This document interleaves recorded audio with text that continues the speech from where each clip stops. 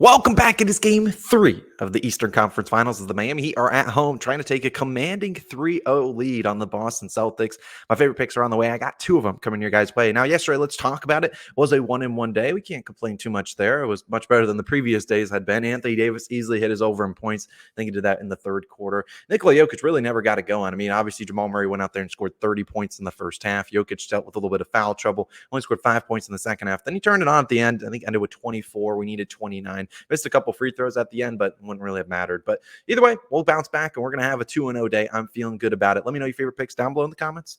Drop a like too. Hit that subscribe button. I'll be back to my normal place, editing and all that stuff tomorrow. And we'll probably have our video live later on tonight or maybe tomorrow morning per usual. If you want to check out our MLB picks posted right before that one, go check it out. We have a really, really good start to the MLB season. Just, only a little under 2 months into the year. But without further ado, let's dive in our favorite plays. Let's go 2-0. And we're counting on 2 overs today. And the first one's going to be a guy with his back against the wall. He really needs to win tonight. And it's going to be Jayson Tatum. I like his over 45.5 PRAs, points, rebounds, and assists, -110 on DraftKings. I'd find this very surprised to see if it went up to 46.5, but if you want to take it there, I think it's playable there too. Now, when you think about Tatum and the Celtics, like I said, they're down 0-2. They kind of need a win here today, and I think he's going to come out here must-win territory in Miami. He's going to have to show up, and we've seen, if you were to look back to last time they were on the brink, not that they're on the brink of elimination, but you look back to last Game 6 against the Philadelphia 76ers. They were down 3-2. He didn't show up in that game, went 5 for 21, and then we know what happened in Game 7 when he went out there, dropped 51 points, had 69 PRAs in that game. But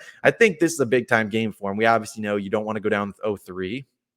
I think he's going to try his best. He's going to play 44 minutes, and we're going to just count on him to not shoot terribly from the field and just go do what he normally does and what he did exactly in the last game. Now, when we think about, last game we saw, and let's take a step back. Look at game 1 of this series. Tatum didn't have a great game in game 1. I mean, 30 points is great, but 7 rebounds, 1 assist, only 38 PRAs. Not a great performance for him. Now in game 2, he stepped up 34 points, 13 rebounds, 8 assists. So obviously he had the ball in his hands a lot more, 55 PRAs in that game. So we're just expecting a little bit of a duplication of that effort. And while we don't need 55 PRAs, we could settle with 46 today. That'd be fine. But look at Tatum's field goal attempts, not too high, 17 and 20 so far in this series. But like I said, he's going to play a lot of minutes today. And I don't see the Celtics blowing out the Heat, and I don't see them getting blown out either. And we've seen Tatum, when he gets to the line, too, 11 and 12 free throw attempts the last 2 games. This is a very aggressive Miami Heat defense. So we've seen Tatum be able to get to the free throw line. So maybe if the jumper's not falling immediately, he's going to get to the free throw line, see some shots go through the hoop, and maybe that kind of gets him back into rhythm if maybe he comes out slow in this one. But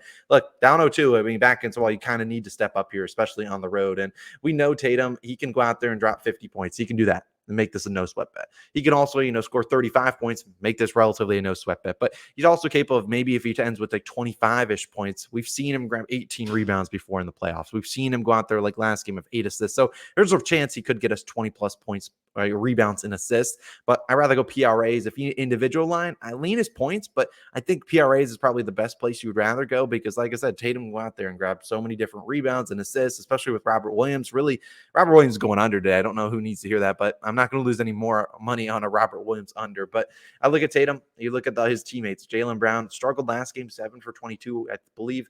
He's going to get it going eventually, but he's still going to struggle in this series. Miami Heat, a very good defense. Marcus Smart wasn't great in game 2. His assists absolutely just plummeted. He had 11 in game 1 and then really struggled last game. And he's on the road. Smart will probably play a little bit better, but still, I think at the end of the day, Tatum's going to have the ball in his hands. He's the leader of this team. He's going to have to play pretty well. He's averaged 9.5 assist chances and 13.5 rebound chances so far this series. I expect those numbers to go up. So I'm really backing Jayson Tatum. Think he has a big night. Give me his over 45.5 points, rebounds, and assists. I think it's a great look.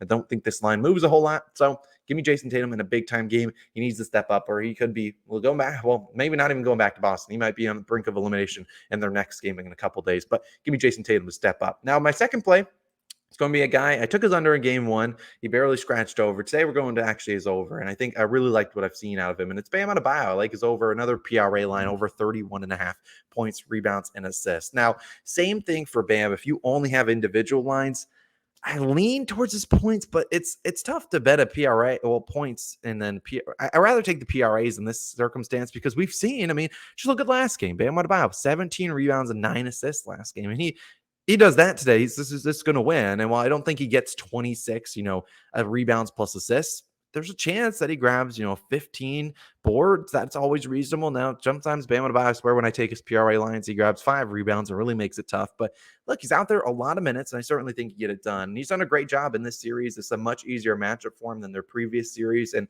while Boston is still a very good defense, I'm not saying, they're trash. They give up a ton of points. No, they're still a good defense, but he's been able to take advantage of this matchup against Al Horford before. And I don't see that really changing. You look at, game one, Adebayo, he had 20 points, 8 rebounds, 5 assists, 33 points, rebounds, and assists. He shot only 13 times, was very efficient, did miss 3 of his 5 free throws, so left some meat on the bone there. And then in game 2, like I said, 22 points, 17 rebounds, 9 assists, 48 PRAs, still left a lot of meat on the bone, 7 for 17 from the field. Now, not going to come out here and say Adebayo shoot 60% from the field like he did in game 1.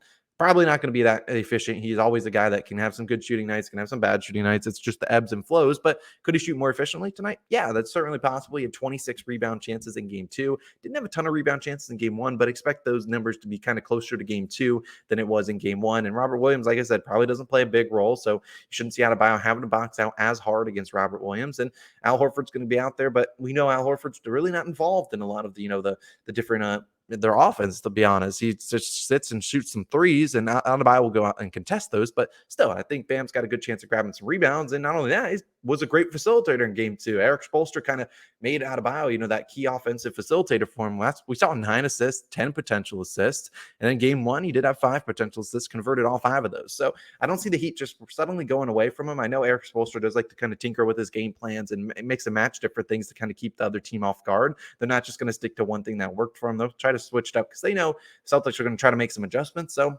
I'd rather get ahead of their adjustments and try to make some different ones. So now I don't see Adebayo getting 9 assists today, but hey, if he wants to, hey, I'll approve it. And you look at Bam this season, averaged 34 PRAs per 36 minutes. And unless he gets in a foul trouble or something weird happens, like an injury or maybe there's a blowout, which I don't see this being a blowout, he's going to play 38, 40 minutes. They don't really have a great backup big man. Cody Zeller's there, but they kind of need Bam Adebayo. He's kind of the life of this defense. They need him down at the anchor, and then you got Caleb Martin and Jimmy Butler, and the other guys kind of harassing the other players. So think of the other day, we've seen Adebayo go out there. He can score 25 points, and if he scores 25 and this doesn't hit, I'd be shocked. So he can get 25 points. He can get 12, 15, 17 rebounds like he had last game, but he also can chip in 4, 5, 6, 8, 9 assists. That's also potential. So I really like the PRA line. Kevin Love, one of their primary defensive rebounders, even though he doesn't play a ton of minutes, really hasn't been a big factor in this series. So started to be a couple extra rebounds out there for Bam to grab. So like I'm riding with Bam Adebayo over 31.5 PRA. Is not going to overcomplicate it. Bam and Jayson Tatum,